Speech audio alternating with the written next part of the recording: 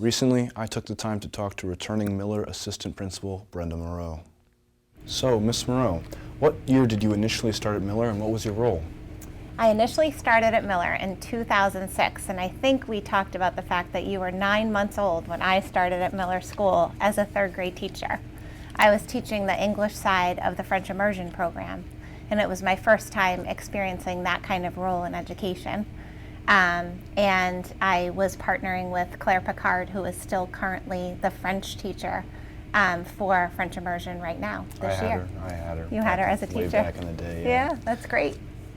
And also, could you share with us your journey from teaching at Miller to your current role as assistant principal? Of course. So I joined Miller School, as I said, in 2006, and I served as the English side of French immersion teacher for many years until I finally decided I wanted to go to school to be an administrator.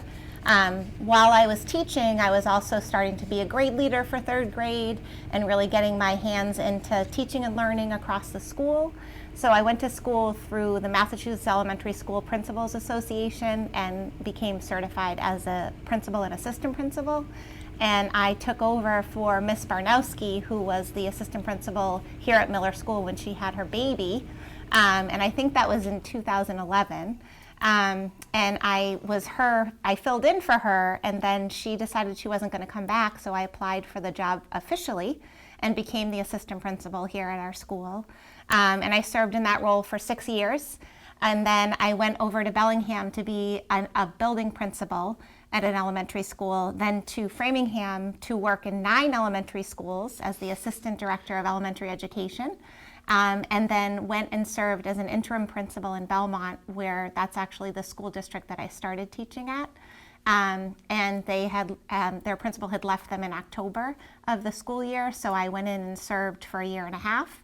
And when that time was over and the commute was very lengthy, I was given the opportunity to apply here as the assistant principal again, coming full circle to serve in a community that I love and care for. And so that's what brought me back. That's awesome.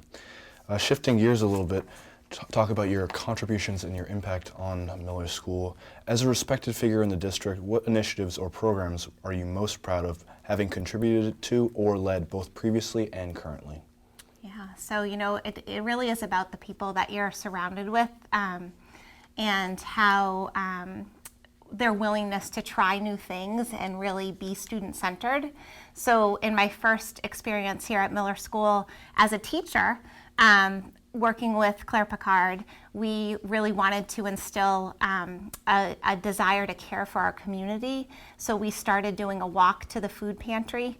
I don't know, Lucas, if you were a part of that at any point, I did, but yes. We had the person who coordinated the food pantry, Sylvia Stickney, come. And she was interviewed by our students. I don't know if she came when you were here as well with her hats. You may not recall. No, I do remember walking to the food pantry. Do you remember in the freezing cold? Yes. Yes.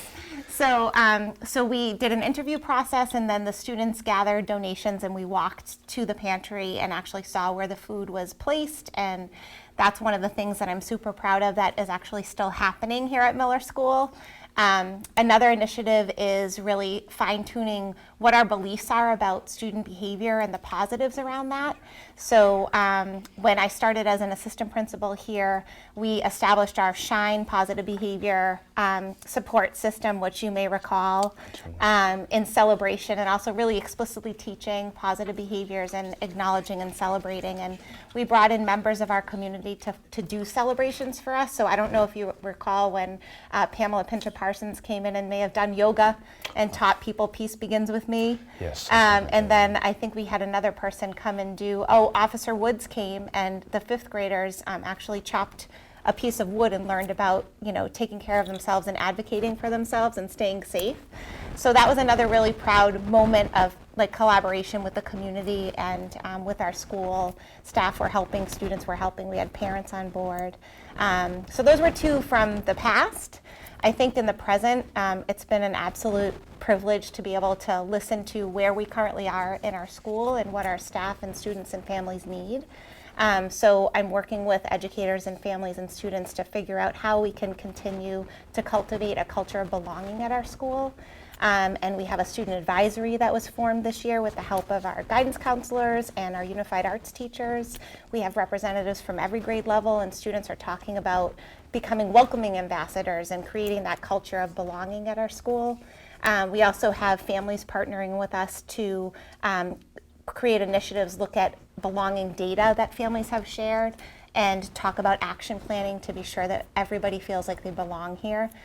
So that's been a real focus. In addition, we're in the process of implementing a new social emotional learning curriculum across the district, and so working to create professional learning opportunities for our staff. We just actually had a meeting this afternoon identifying 4 feelings that all staff want to feel when they come to Miller School, one of them being respected, and talking about positive behaviors related to that to create a charter. And our students will be doing that with their classroom teachers in the fall as well. So really just, again, identifying like a school is a home away from home, and how can we create that space for students, staff, and families. So when you came in to Miller and still now, what were and are your primary goals as an assistant principal here at Miller Elementary? So there's so many things personally that bring me into this work. I want the best for every little person on this earth, and I think that teachers and schools are just a gift to students, but students are also a gift to us. And so I want to make sure that great educators stay in the work and feel supported so that our students get what they need, and that really is a huge passion for me. And in order to do that, we really have to prioritize wellness, caring for each other, creating cultures of care, and being able to feel like you belong and your identity matters in a school community. So to me, that's really a passion for this work. But I also really think it's important for teachers to get feedback on their practice and supported to grow. And so that's another passion and really important part of every part of my day, is to create space for that so that teachers get what they need so they can serve students. And again, having both been a teacher and now an assistant principal at a school in the community where you live, how do you think this has influenced your approach to the job? So it's interesting because, as you heard from the beginning, like I've had the opportunity to work and live in a community, and then I've also had the opportunity to live in a separate community than where I worked. And I will tell you that it's a special gift to be able to serve in the community that you live, because it is actually my charity. It's all the pieces of who I would want to be I can put into serving here in Holliston. And I've also found that people are very respectful of, if they see me, when I'm not necessarily in the schoolhouse, of letting me be my different roles, because I am a mom, I have 2 awesome kids, and I'm also a wife and a daughter and all those things. And people are very respectful, but I actually think it's a gift because I can also see students in different settings, and I'm just like naturally woven into that, and I can use that to help create a space here where there's some connection. So it's been awesome. That is awesome. What role do you think schools should play in the wider community, especially in a close-knit town like ours?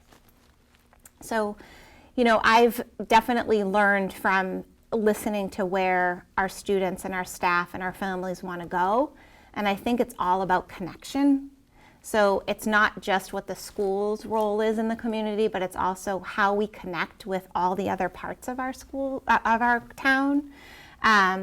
So when I think about that, for example, just school to school, we have different service opportunities that students can engage in, like the 8th grade service day, where students come across all the schools and do service projects in the different schools. And I think that's, again, it's not necessarily separate from the school community, but it's the way we relate across schools in Holliston to make that connection and allow students who once came here to come back and do good things, same as the seniors who are coming and doing internships across the schools. But I also think we have partnerships with like Park and Rec, where they'll come and they'll provide support for like different activities after school and swoop kids up and bring them to their programming and having that relationship. But one thing we're exploring is like how can we partner with even just our extended day program and our park and rec for things happening during the school day. So instead of going out to find somebody to come and do some kind of celebration, let's say for our students, that we find this bubble blower or this obstacle course person or something that is from out of town, how can we lean on our community to bring people in, to also highlight what our town has to offer? So trying to think about relationships like that, to bridge that gap. So looking forward, what legacy do you hope to leave as both an educator and as a member of the community? That's a big question. No pressure. So I'll disclose my age, okay? So you may think I'm 25, you may think I'm 75, but I'm 50. I'm a younger administrator with lots of more years to contribute to our school community. I went into administration young. And so legacy feels like a big word because I know that I still have a lot of learning to do and a lot of growing and a lot of connecting and all those things.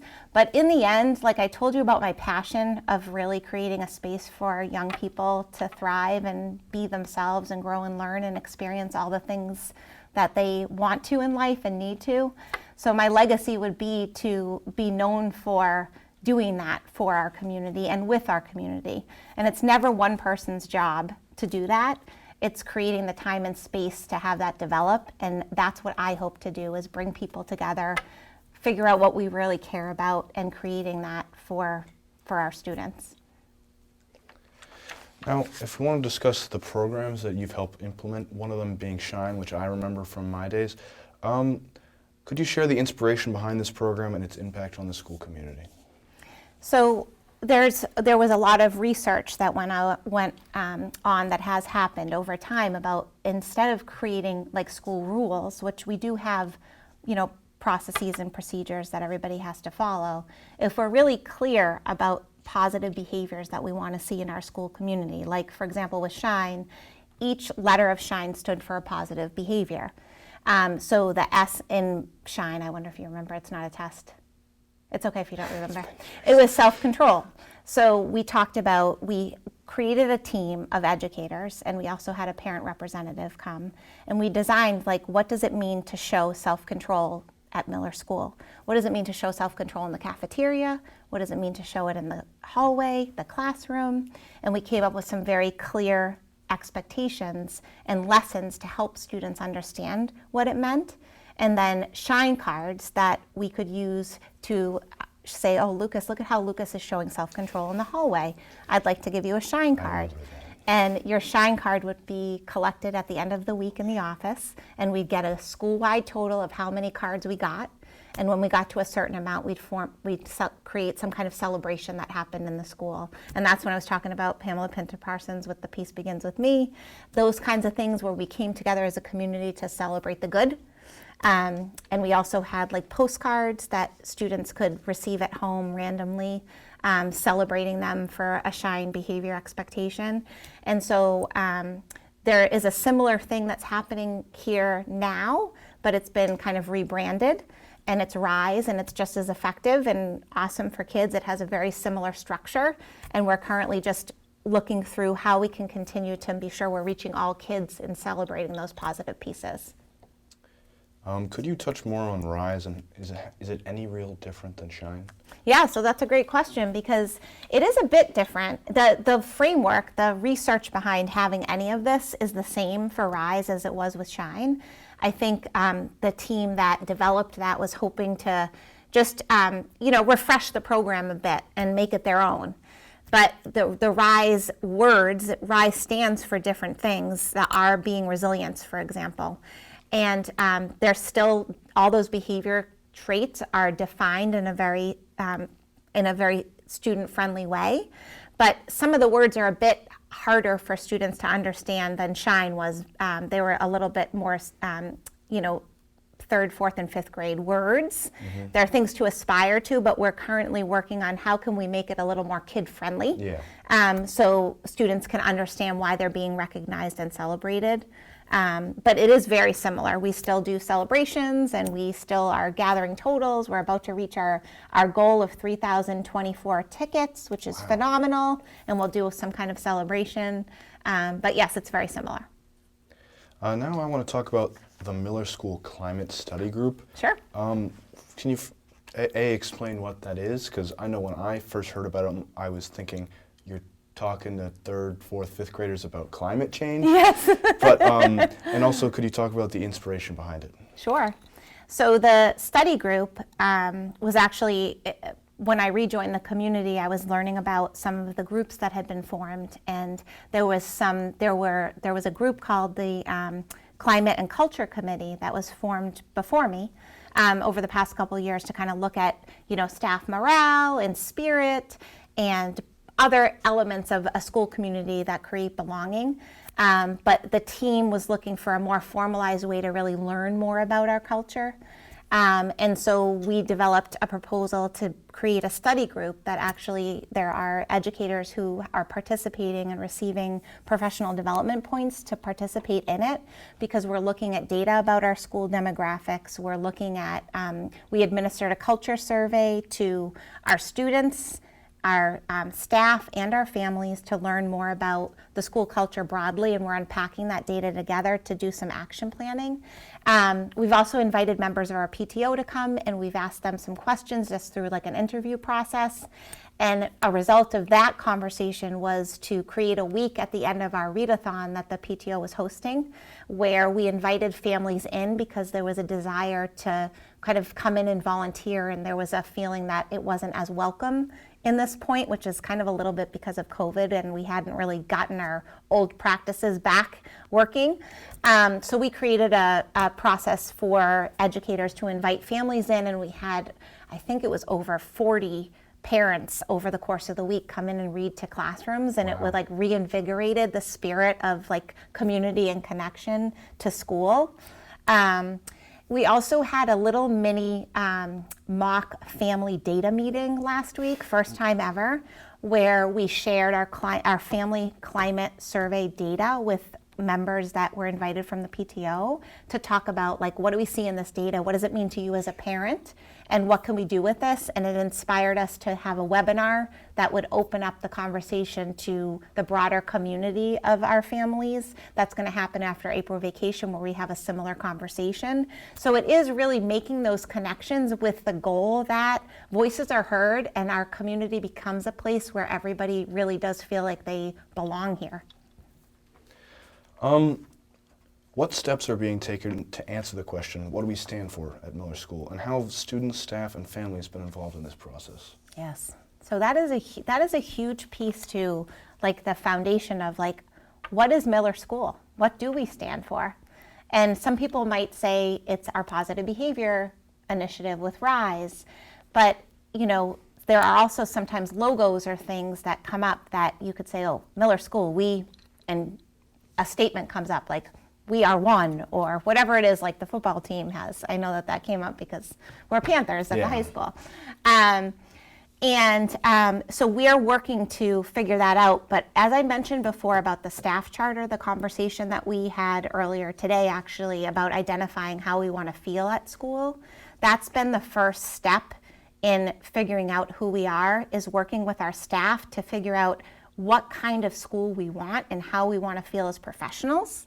That's been really important. And every staff member has been a part of that through professional development time and otherwise. We even had after school time for our paraprofessionals who aren't always at meetings to engage in conversations and talk this through a bit and fill out a survey on the culture and climate piece. And we also have our student advisory council. We have representatives, I think I mentioned before, from all of our grade levels. And they're helping us to think about who we stand for. We're trying to lean on the new SEL curriculum to help guide this, so we're not doing like two things at once that don't align. So the words that surface from our charter are going to help us determine who we are. We're not there yet, but we're getting there. And speaking of the Student Advisory Council, we were talking about it a little bit before, and you seemed very excited about it. Again, just like the climate study group, could you tell me a little bit about it? Again, the inspiration behind it and what it is exactly? Yeah, so it was an inspiration that came from this Climate and Culture Committee that was formed before I joined the team. So I'm just an added champion to the vision of many educators at our school. To find opportunities for students to have voice in what our school is. Again, finding out who we are at Miller School, they're helping us with that.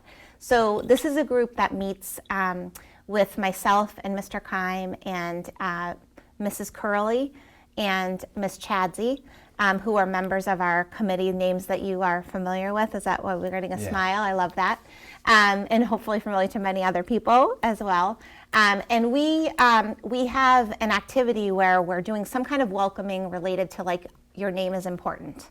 And we talk about our names, and because in a culture that we feel like you belong, your name is said the way you want it to be said. And you feel brave enough to speak up if it's not said that way, or you speak up for a friend to advocate for them as well. And that conversation about your name goes back to the classroom and is something that is also discussed, outside of the student advisory. So we're trying to build in practices and conversations that help us cultivate that belonging culture and bring messages back into the classroom from this group as well.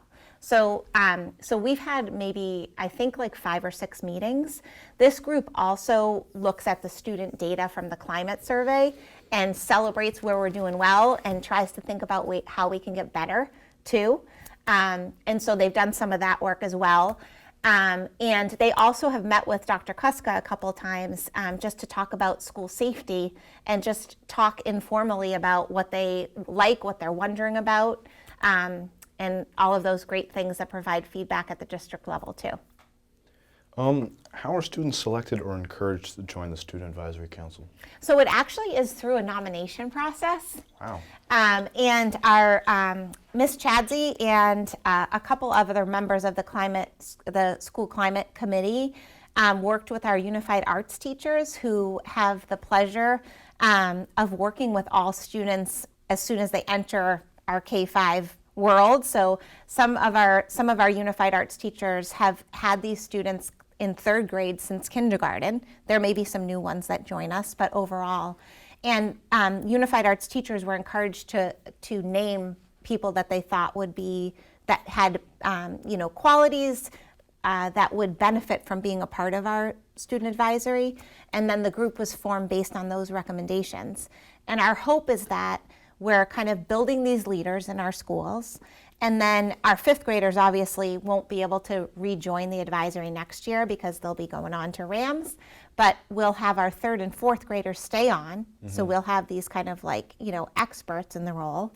And then we'll have new students nominated as 3rd graders. And we may need to make some adjustments along the way. Like we had a 5th grader move out recently, and we invited a new 5th grader to join just so that we could continue to have the same amount of voices.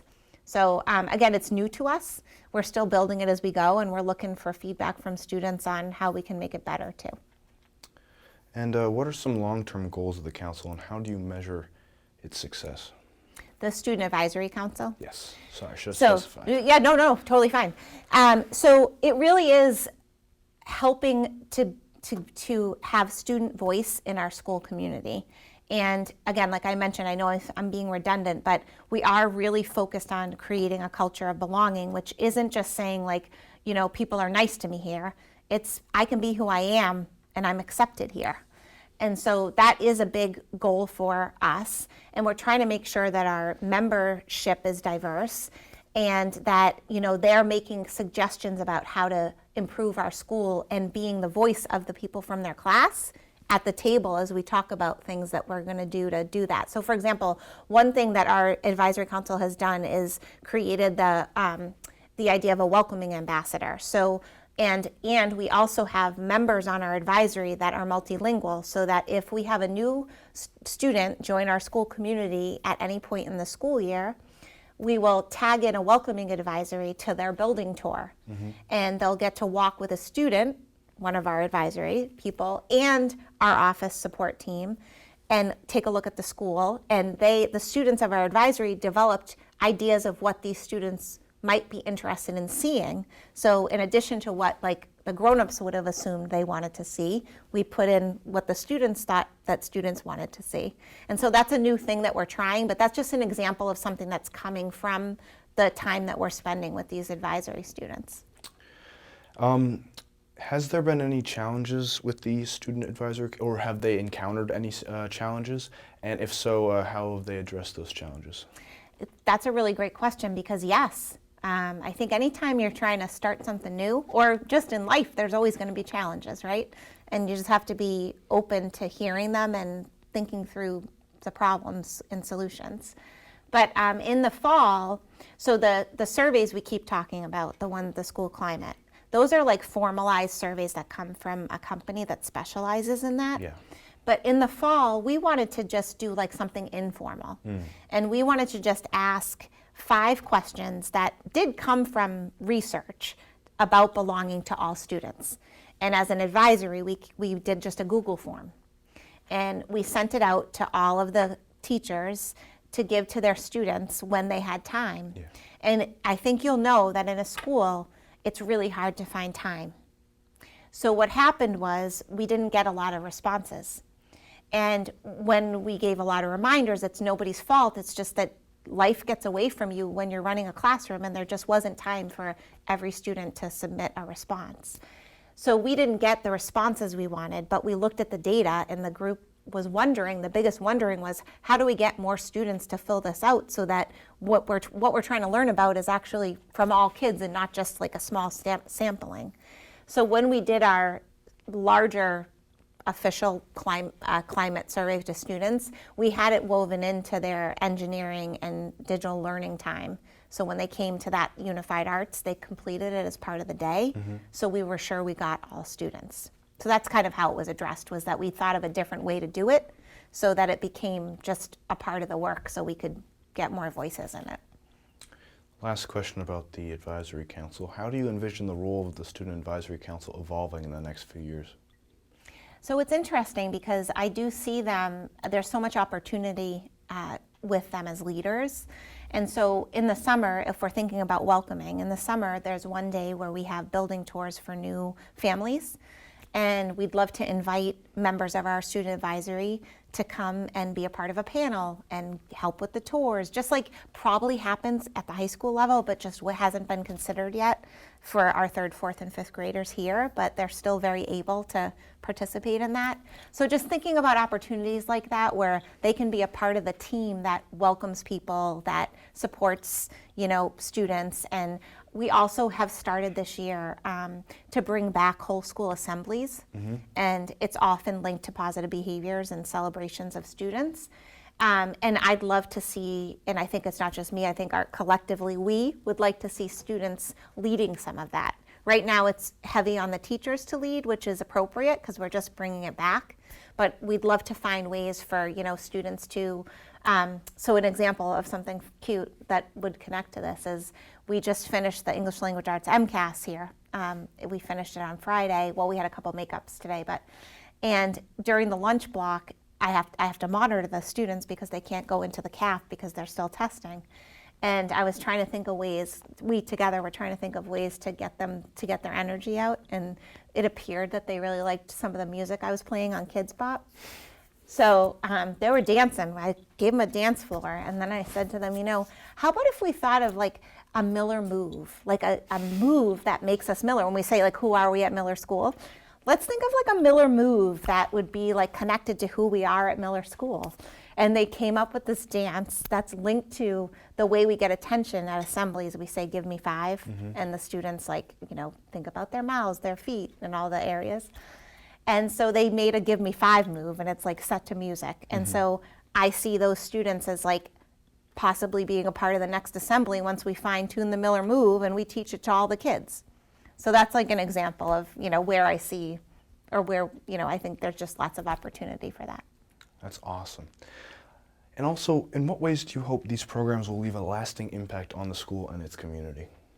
Well, I will tell you that knowing that you, who was 9 months old when I started here, remembers Shine and probably recalls maybe what it feels like to be celebrated for good things. I want every person to feel good about who they are and also be, there are times when we make mistakes and that's life, and getting through that and knowing how to do that. I think those things, knowing that the efforts of our community have impacted somebody who's graduating from high school is what I hope. I hope that we can create a community that's invested in that value of long-lasting, goodness for the world. How can students, parents, and the community support your visions and goals for the school? I'm already seeing it happen. And I think it's, again, it's my vision, but it really is the vision of the community, and being a listener and taking in all of the voices to create the space to create a community that has belonging. So, I think it's just participating. One initiative that's coming back to our school tomorrow is Laps at Lunch. So it runs on parent volunteers. And so a couple weeks back, we sent out a Sign Up Genius.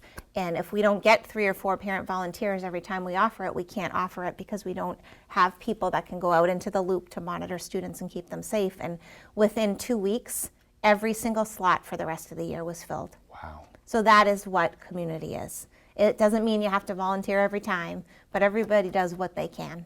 And if it's not during the school day, it's coming to Mathapalooza and being a part of that community event. Just, the efforts of the community, participating in it and contributing when you can. I think that's really important. What advice would you give to educators who are considering a move into administration? It's interesting that you say that because I have somebody visiting our school on Thursday who's an aspiring administrator. And, I've been in administration for 12 years now.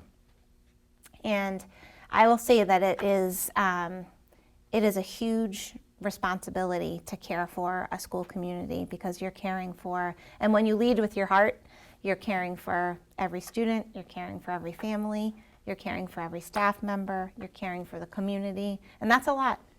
And so it can be a situation where when you care that much that you are working and problem solving perhaps a bit too much, and your family or others the balance might be a bit off. And I know balance is there's maybe no such thing.